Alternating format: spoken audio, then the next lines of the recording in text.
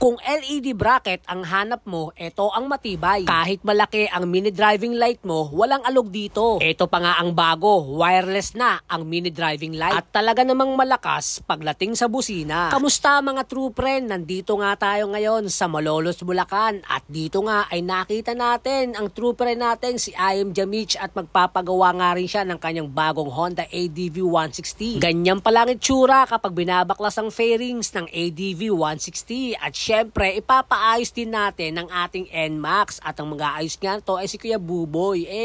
Outfit check. Sheesh! At ganito naman ang itsura ng NMAX kapag wala siyang fairings at headlight. O, diba? Mukha siyang robot na Android na ewan. At kung ikaw naman ay mahilig sa long ride, sa night ride, endurance, Philippine Loop, nako, tapusin mo ang video na ito. Syempre, magpapalit na rin tayo ng ating busina at ang napili nga natin ay ang Blowpunk 12V shell horn. Ganito nga ang itsura niya, kulay pula at mukha nga siyang snail at may kasama pang mini relay. At syempre, magkakabit na rin tayo ng mini driving light at eto nga ang mga kasama. Di-remote na siya, kaya wireless na. Diba ang lupit nun? Kaya sigurado ko, maiinggit na naman yung tropa mong inggitero. Charot! Ito naman ang itsura ng ating mini driving light. Pwede na rin to sa mga kotse at mga big bikes. Hindi na nga pinatagal ni Kuya Buboy at tinesting niya nga kung talagang gumagana yung ating wireless remote control para sa ating mini driving light at meron nga itong dalawang buttons. Grabe bumiblinker-blinker po. After nga ng ilang minuto ay naikabit na nga yung ating Blowpunk shell horn dito sa ating NMAX at sa magkabilang side nga siya nilagay para komportable at malinis siyang tignan. At kung isa ka nga sa naghahanap ng LED bracket, nako, subukan mo tong RM LED bracket dahil pulido ang pagkakagawa dito at talagang matibay. Siguradong walang alog ang ating mga mini driving light. At eto naman ang ating wireless mini driving light.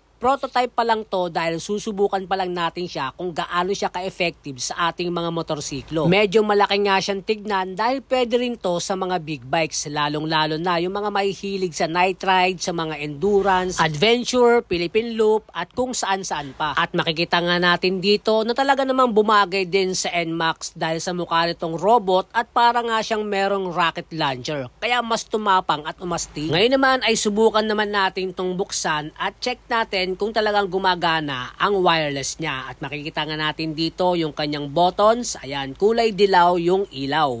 And then kapag kinilik mo pa siya ng isang beses ay magiging kulay white naman ang kanyang ilaw. Ayan nga ang dalawang klaseng ilaw natin kapag tayo ay naka high beam at low beam. Ngayon naman, pindutin naman natin tong button na merong kidlat at makikita natin dito yung kanyang blinker. At kapag pinindot mo pa siya ng isang beses ay ganito naman ang magiging itsura ng kanyang blinker. At take note nga pala guys, bawal gumamit ng blinker baka mahuli ka. At nagpalagay na rin ako ng switch on and off para sa stock na busina.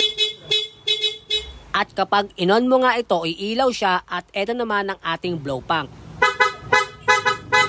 O, diba ang lakas nun? Sheesh! At siya nga pala, dala-dala ko pala tong Blowpunk shell horn at itong ating prototype mini driving light dito sa Nelson LED Car and Motorcycle Accessories para ipakabit sa kanila. Dahil nabalitaan ko na malinis sila mag-wirings at pulido sila gumawa ng mga motorsiklo. Yon, so okay na yung ating motorsiklo, yung ating NMAX, meron na mini driving light, nakabit na yung horn, at all good na all good. Gusto kayo pa-install dito, mga lights, core, wiring, bracket. Malinis kami mag-wiring dito, di kami nagka-cut ng wire. Di kami gumagamit ng electrical tape. Pasya lang po kayo rito, medyo malayo lang Malolos, Bulacan. Sabi pala sa family sa Timbre, family Morales, saka sa mga kamag-anak kaya ako dyan sa Nabaliches. Kaya naman mga true friend, abangan nyo ang susunod nating upload at itetesting nga natin ito sa night ride kung gaano nga ba ito kalakas at kaliwanag pagdating sa madilim na kalsada. So paano? Ride safe and God bless!